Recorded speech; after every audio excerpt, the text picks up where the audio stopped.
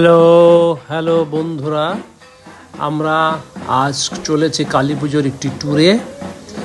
দেখুন, আমার ছোট্ট খুদেটি বাড়িতে যেমন আমার সঙ্গে দুষ্টুমি করে, ঠিক তেমনভাবে মেট্রোতেও স্থিরতা নেই তার।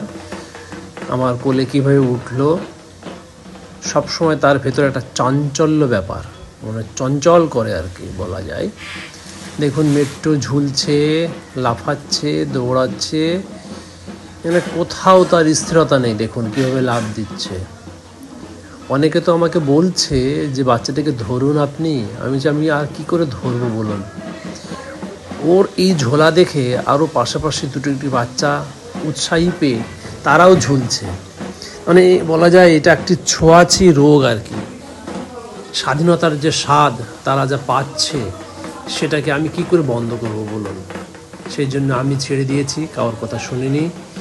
তার নিজের স্বাধীনভাবে তার স্বাধীনতা বোধটাকে আরও বেশি করে জাগানোর জন্য আমি তাকে ছেড়ে দিয়েছি। দেখুন, সে একে একে ঘুরে ঘুরে মেট্রো দেখছে, ভেতরে বাইরে সমস্তটাই দেখে তার নিজের যে ভালো লাগাটা কিছু প্রকাশ করছে, সেটা আমার কাছে খুবই ভালো লাগছে। তো এইভাবে আমরা আজ মেট্রো জার্নি করলাম।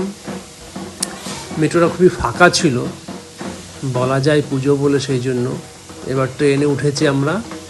ট্রেনে দেখুন, ছেলেটি আমার সঙ্গে সমান তালে বলা যায় কথা বলছে, হাসছে, খেলছে এবং আমাকে নিয়ে আছে।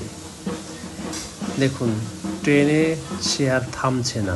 সেই যে দুষ্টুমি চলেই, বলা যায় এক ধরনের দুষ্টুমি তার চলছেই। এই দুষ্টুমি করতে করতে সে হাঁপিয়ে উঠবে। এবার সে ধীরে ধীরে ঘুম পড়ে যাচ্ছে। আসলে কালকে সারা রাত সে কালী পুজো দেখেছে, রাত 1টা পর্যন্ত সে পুজোর সঙ্গে আনন্দ ফুর্তি করেছে। সেই জন্য সে আর পাচ্ছে না। ভেতরে তার মনের ভেতরে অনেকটাই আনন্দ করতে ইচ্ছা করছে, লাফাতে ইচ্ছা করছে, কিন্তু শরীর তার দিচ্ছে না। সেজন্য দেখুন, মেয়েটিও ঘুমিয়ে পড়ছে। তারা ছোট্ট দুটি ভাই বোন অনেক সকালে ঘুম থেকে উঠেছে, সেই জন্য এখন তারা ঘুমিয়ে পড়ছে। আমাদের গন্তব্যস্থল নিউ বার্কপুর আমরা চলে এসেছি।